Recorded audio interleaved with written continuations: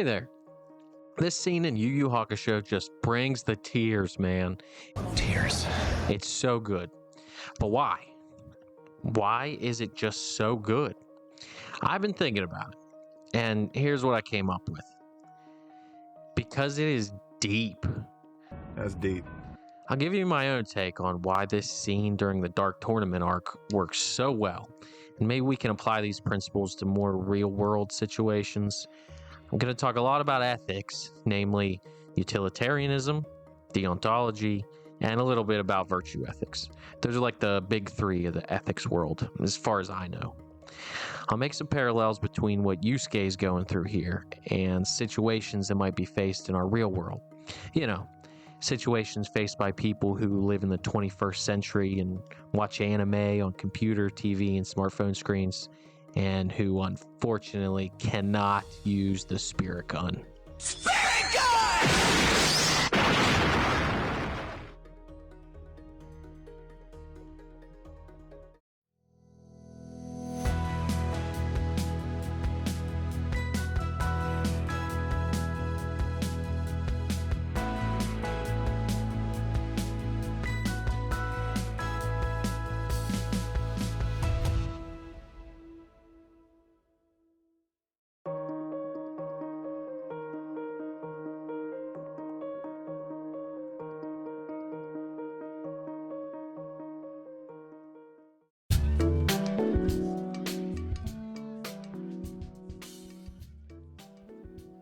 To summarize the plot and context of this part of Yu Yu Hakusho, Yusuke's been forced into a tournament to fight to the death by the super powerful antagonist Toguro.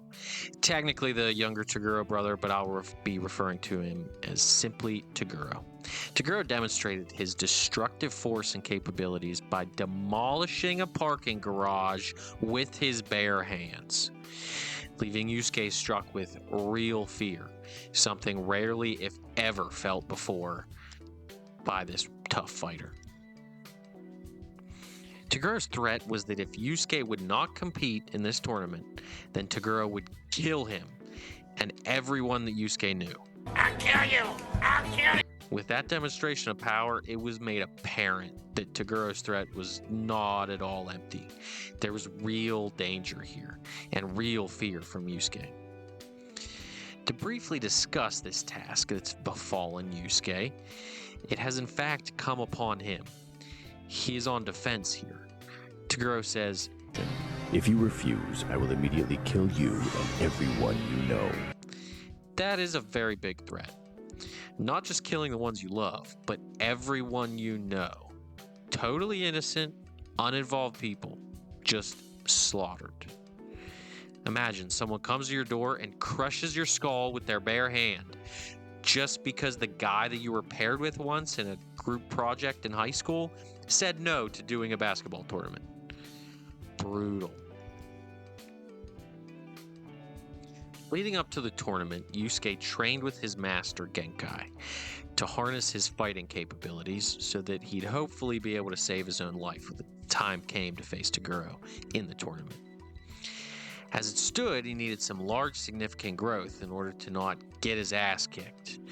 His training was rigorous and his power grew faster and greater than anyone had ever seen, but the question still lingered. Would it be enough when the time came?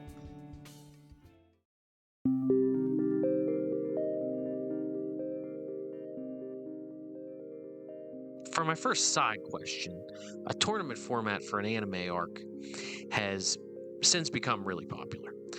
But why does this tournament format work so well to begin with? I posit that it works masterfully in two ways. First, it's a good metaphor for life in general. Life can be like a tournament in the sense that there's a grand prize or large goal in the very end. Yet in order to get there and achieve that goal, a series of challenges must be completed, first and in order, with increasing difficulty. Each in those series could be thought of as smaller, as part of the whole, but their importance isn't any less, as they are a required achievement before the larger goal can be attempted. Just look at when you first grow up. you first have to learn to stand up. It seems silly for an adult, but for a baby, it's very difficult. Then, after you stand, you can try to walk. That's round 2. Perhaps there's some issue in your body that prevents you from completing round 1, some illness or something. All of a sudden, you're pitted against Toguro in the first round. Not everyone's tournament is set up like a main protagonist of an anime. Or when you learn math, first comes addition and subtraction, but then you get much more complicated.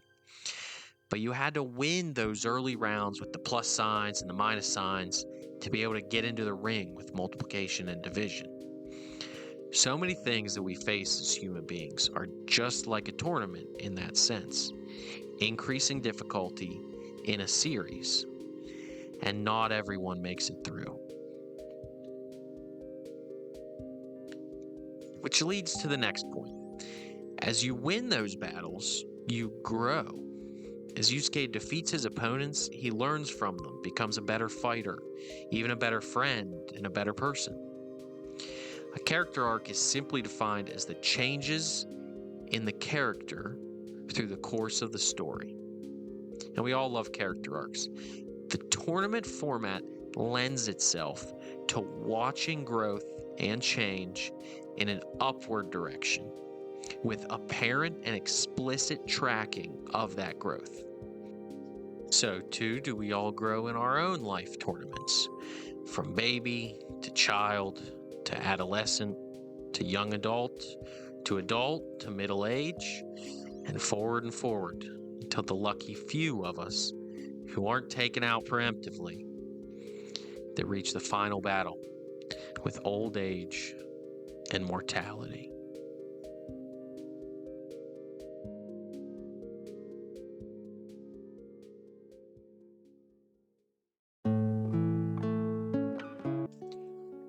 Well, yeah, so Yusuke and his awesome spirit gun totally entered the tournament, and it's all pretty cool. As the tournament moved forward and the final match with Toguro came ever closer, Yusuke met with Genkai, and she offered him her Spirit Wave Ore, which is the source of her power. The acceptance of this gift for Yusuke came as a series of 2 tasks. First, Genkai propositioned Yusuke that in order to gain this power, he would have to kill her. This first task was quickly resolved, breezed over in a matter of minutes, yet the implications of this part of the task are quite full and interesting when it comes to ethics. Yusuke's choice here is broken down into a dilemma. Either both kill his mentor and gain enough power to defeat Toguro and save his own life, or forgo this entire endeavor and face Toguro as he is, which will in all likelihood end in his own death. It's a very moral question here. This dilemma exemplifies 2 different ethical theories pretty well: utilitarianism and deontology.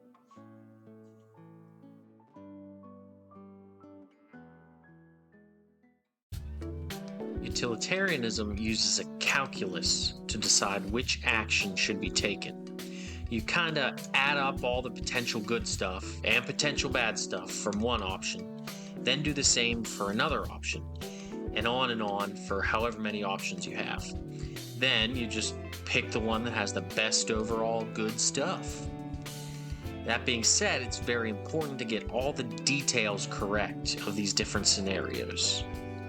In this situation, it's very important to think about whether or not Toguro will hurt anyone else if he is successfully able to defeat Yusuke. Toguro's original threat was that he would kill everyone Yusuke knew. But that was if he didn't even compete in this tournament. At this point, Yusuke has most definitely competed. So what exactly is the situation here? If it is the case that Toguro would move to kill everyone Yusuke knows after he kills Yusuke, then in this choice of whether or not to kill Genkai for the ability to defeat Toguro, it's a yes from utilitarianism. The net good of 2 deaths, being Genkai and Toguro, for the lives of many, many others is the better choice. However, if the situation is that Yusuke is fighting solely for his own life, then of course he should not kill Genkai, as the net good would be worse. Genkai and Toguro live while Yusuke dies, 2 for 1. This demonstrates one of the weaknesses with utilitarianism. That's his weakness. Can we really know the outcomes of what we attempt to do in our moral decision making? I can see your future. This weakness isn't shared by deontology. It's quite the opposite, actually. I would like to note, though, that despite this weakness, there's a reason that this ethical theory remains alongside the other 2 big ethical theories. When I first learned of this theory and saw this weakness, I thought it undermined the entirety of it. Yet when the consequences are straightforward enough, it's a legitimate way to think of things. I like the example of a person seeing some deadly situation, an epic climax to some action movie, and they're faced with the choice to go back into harm's way to disarm the atomic bomb that'll destroy the whole city. It was an atomic bomb! But they won't be able to survive if they do.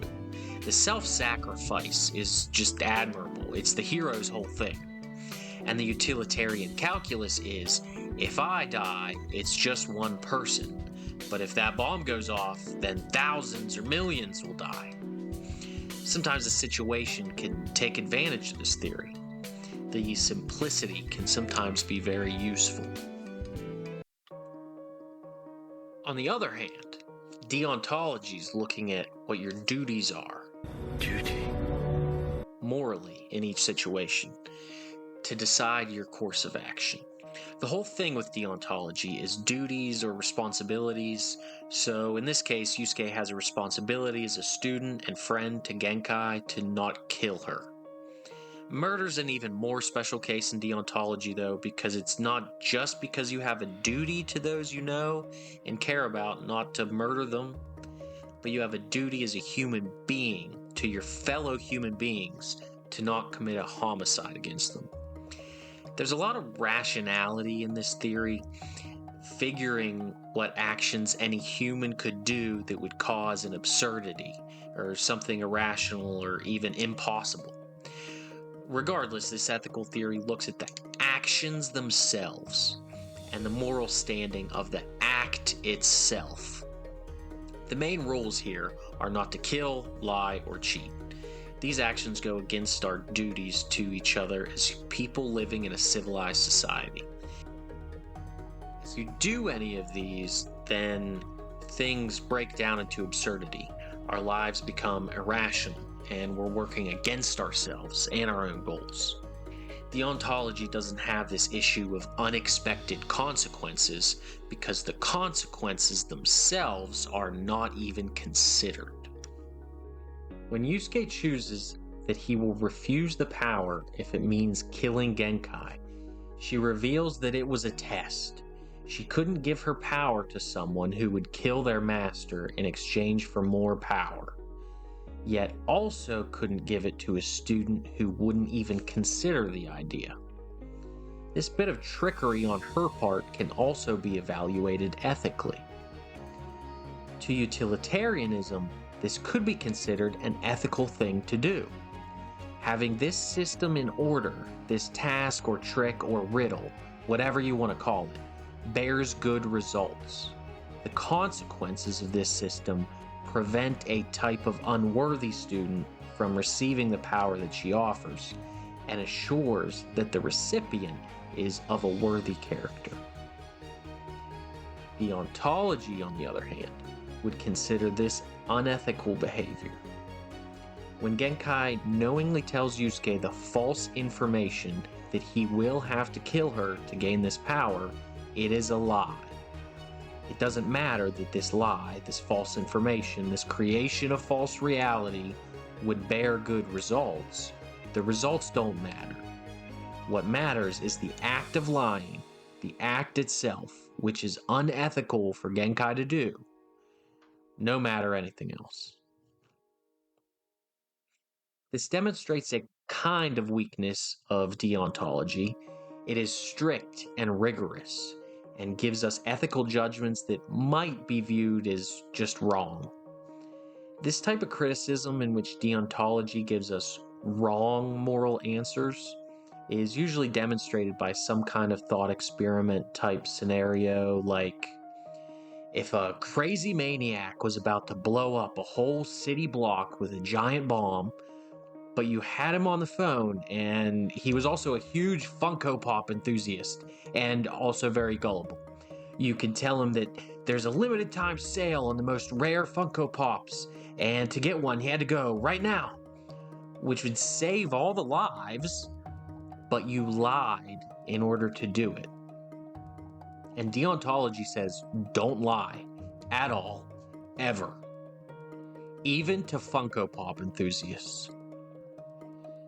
Some may not view this as a weakness at all, perhaps a demonstration of how strict and actually good of a theory it is, but it is a criticism that comes up. Or pops up. I'm sorry.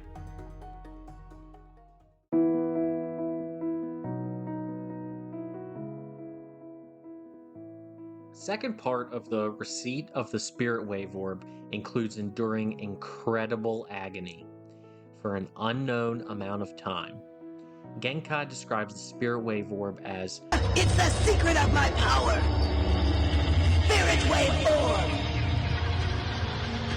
For years I toiled with this creation, energy of the spirit and the body concentrated into the smallest space.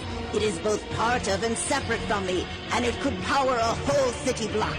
Your test is to incorporate this into your own body and hope it doesn't tear you apart." Yusuke accepts this endeavor and begins this incorporation of the spirit wave orb into his own being. It's of importance to note the attempt of Genkai at seeing Yusuke's agony to remove the spirit wave orb from him. She tries to save her student from this pain. She says that he isn't ready, that there might be other options that they could attempt.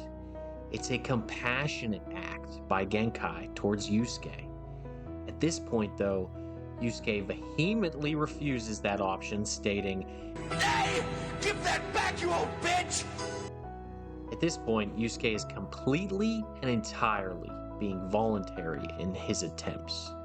If there was any doubt about his feeling pressured or obligated, that he wasn't actually choosing this for himself, those doubts are shattered here. Genkai is actually pressuring him the opposite way, giving him an opportunity to bypass this agony and try another option. Yusuke takes this route as his chosen path. This is what he chooses for himself, nothing else.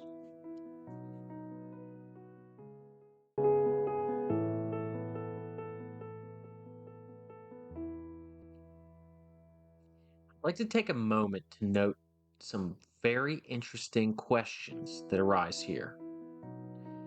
First, was it right for Genkai to try to protect Yusuke from the pain? It's like a question of how protective a parent should be for their child. You can't overprotect and shield them from everything, lest they become incapable of solving their own problems, yet you cannot let them go at it alone, because it would just be too much. What is this balance? Second, is it a moral obligation to be kind to one another? Yusuke is so crass with Genkai, and she returns it all the same. They aren't very kind to one another in their relationship, but there's a special bond that they have, despite not being kind and friendly. Last, what exactly is so special about doing something voluntarily, as opposed to coerced or out of necessity? The fact that Yusuke is taking this on voluntarily makes the situation notably different than if Genkai was forcing him. We'd look at this completely different if that were the case. But those are questions for another time.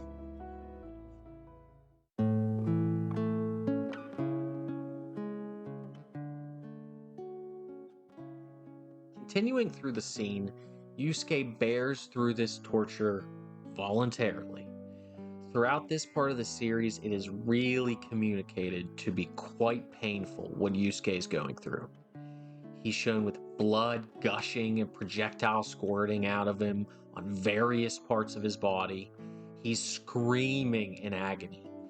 He is shown just punching the rock walls of the cave, seemingly using that surface level pain to his fists as a distraction from the even worse internal pain within his body and organs.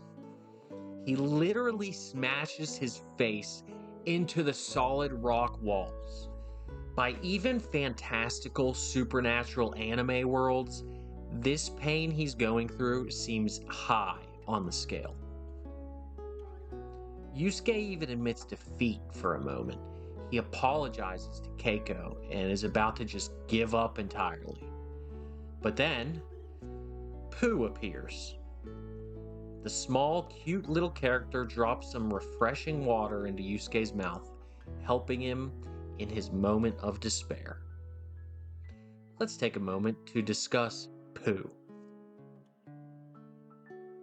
Pooh is Yusuke's spirit beast.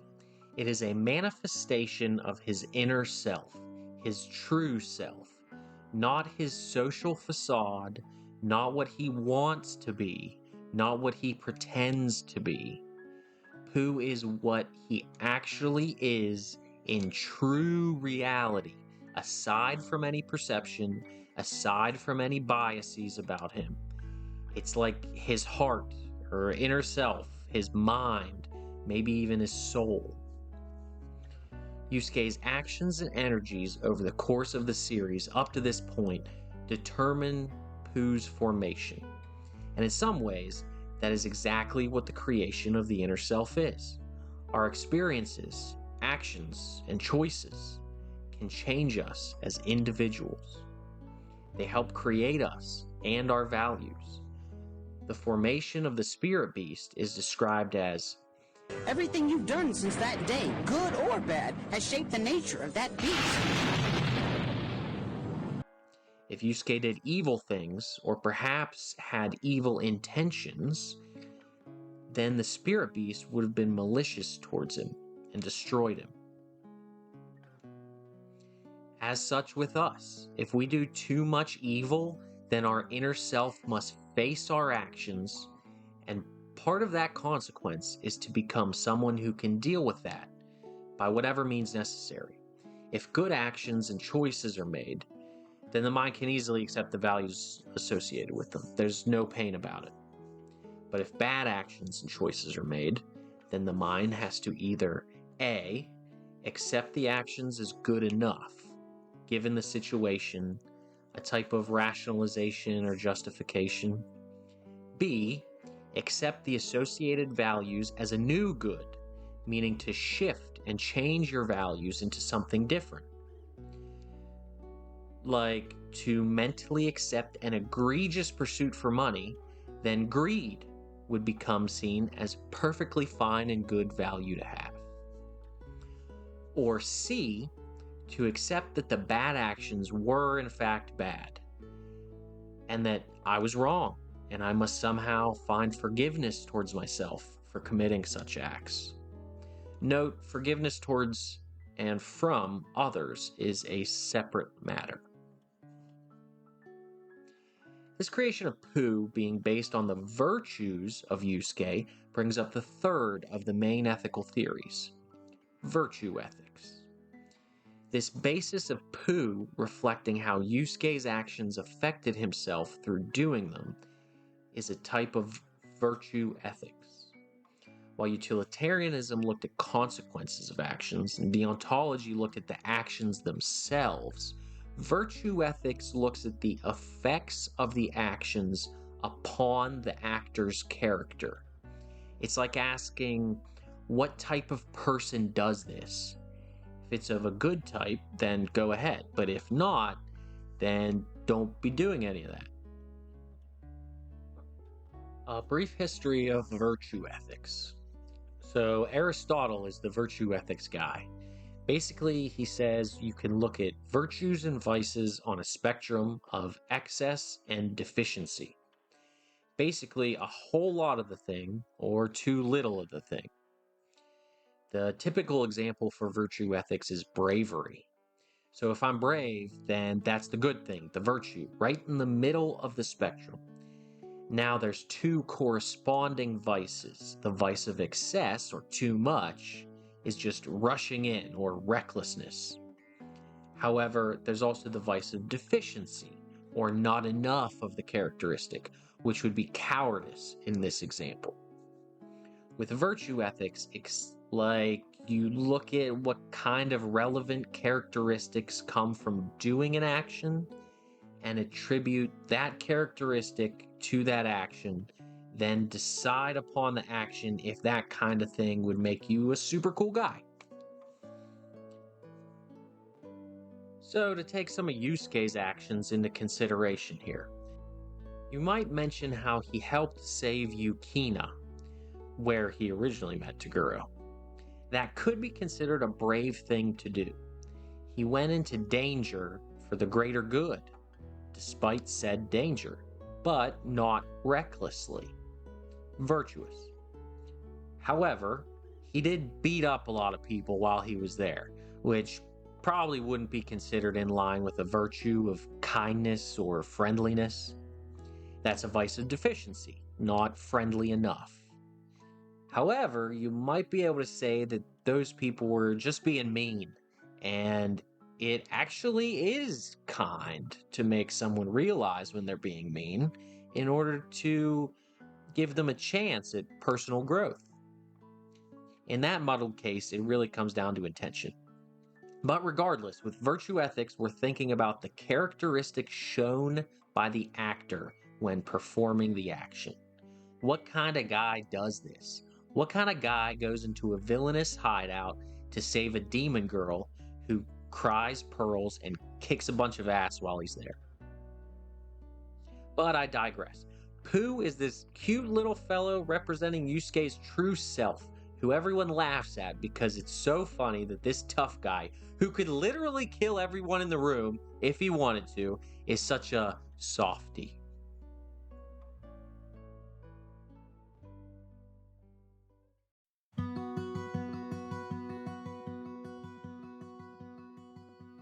When Yusuke receives Pooh's help in the dark cave of which he's trying to incorporate the spirit wave orb into his being, he's reinvigorated and regains a little bit of strength. Not much, but he has a little bit of hope. He sees Pooh trying to help him, and he cries. This big tough guy who beat up a bunch of other tough guys in a supernatural martial arts tournament begins to weep for this strange, awkward little dude who can't even get around without running into things.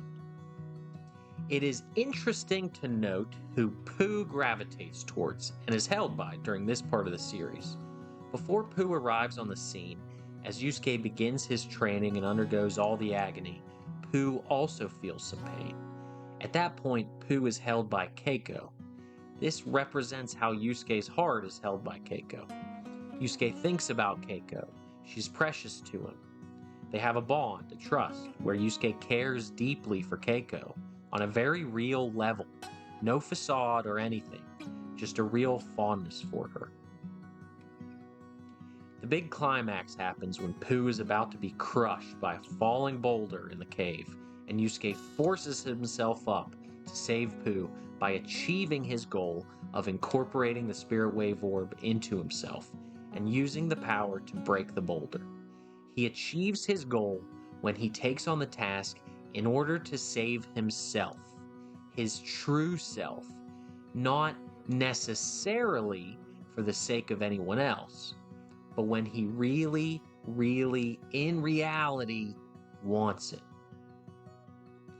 He succeeds when facing Pooh's demise, when he does it for himself, to align himself, his true self, not the cultural or social facade, and his own actions. It's an inner locus of change, not external. This is seen with addicts and addictions. There isn't real lasting change until someone reaches that rock bottom. The motivations can't be external for real change, but must be internal at the core of the individual. In the climactic scene, Yusuke can be seen as the appearance of Yusuke, the phenomenon, the thing that is perceived. As the roles he plays, the relationships he has, as the thing that performs actions, as what he appears to be, while Pooh is his actual real self, inner self, who he is actually, the noumena, the thing that is, in Kant's view. It's his own mind, his true soul, the thing that thinks. Yusuke letting his body be broken is like letting whatever social and relational and physical consequences come to be true. Despite those consequences, he is dutiful to his inner self, to his own soul.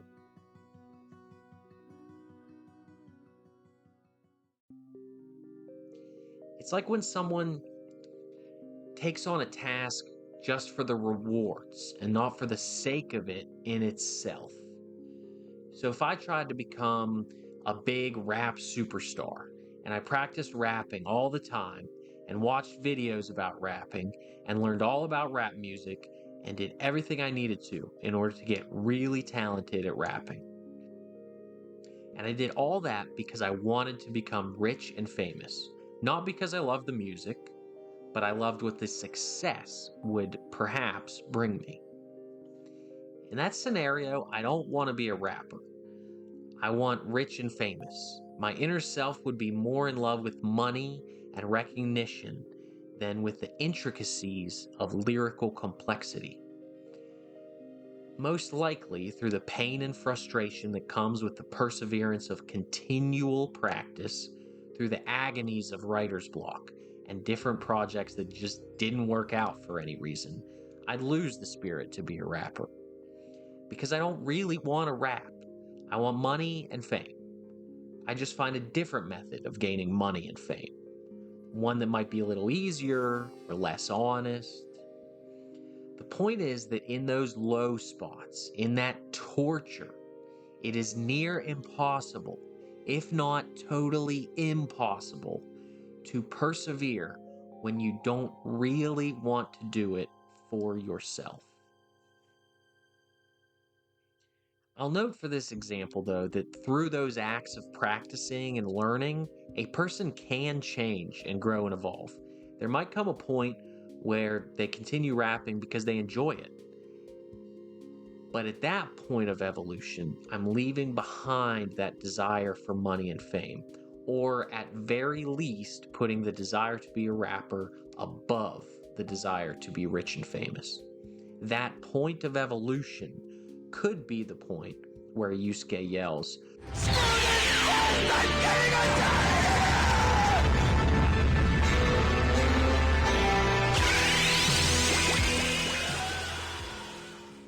Here's another example that incorporates how Yusuke is taking a gift from his teacher. Suppose there's a martial arts school, which the leader has passed down to the student to now oversee. The teacher has honed their martial arts skills, as well as managerial or business skills with creating a school. The teacher could say about the school, For years I toiled with this creation, energy of the spirit and the body concentrated. and now that teacher is passing it to their student. The student struggles to make it work. Maybe the student struggles with finding their own ways to teach students, or struggles with financial aspects of the business, or just mentally or emotionally keeping up with other stresses involved. There can be real agony in that transition. And despite wanting to make your teacher proud, and for the sake of keeping the school going for the other students, if it isn't what this person wants, then it won't work. They'll bail out in some way at some point if it's just not for them. Another real-world example. A farmer who's had his farm and his family for generations. He's taught his son for years, for that son's whole life, about how to do this work. The farmer could easily state, For years I toiled with this creation, energy of the spirit and the body concentrated. his son feels the weight of needing to keep this farm alive. He doesn't want to be the weak link that breaks a chain that's lasted decades or centuries. Even though he knows how to do all the little tasks, it's different when you're making it on your own. The new problems that are bound to arise need to be solved in ways that your teacher might not have ever taught you exactly how to do. You have to incorporate this role and this living into your own being. One last example, just any tradesman who's formed his own business. It could be a carpenter, an electrician, a butcher, a machinist, a tailor. These masters of their craft can easily state of their business, For years I toiled with this creation, energy of the spirit and the body concentrated. and if their business is to last any more than their own life, they need to train others in all of their ways to continue on their legacy. Then, when the time comes, this next generation needs to step up and endure the agony of stepping into their master's shoes. But if they do it for the money, or for the fame, or out of obligation, then it probably just won't work out. To put it simply, when Yusuke takes the Spirit Wave Orb from Genkai, he's growing up. He's coming of age. The torch has been passed. The next generation Spirit Wave user is now arrived. There will always be agony and pain and growth. If it isn't something that you really want in your heart, then in all likelihood, there will be the death of something, of the whole task, of relationships, of a sense of identity, or in the worst cases, a literal death of the self. But if it's something that the true you wants, then it'll work out, despite that agony.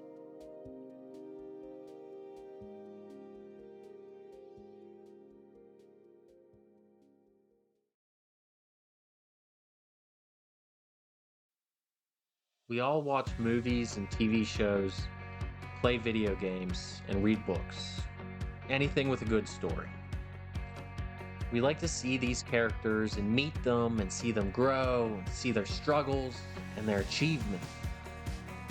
When we watch a really good story unfold, it'll evoke tears, choke us up with a lump in our throats.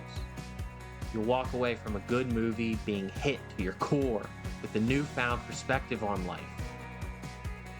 But why is it like that? I think that these stories teach us important lessons, even if they aren't explicit. They'll show us truths about ourselves and those we love in a way that we just get, even if it isn't consciously. Those lessons are important. I think that all too often, we take the emotional or mental reward from the show, then just ditch the more important lesson and go on with our lives. I feel like I have in my life anyway. But those things that the good stories teach us ought to be put into practice. We should recognize that the stories resonate for a reason. Perhaps one day, we can all live out all these great lessons being told and make the best world that we could ever be.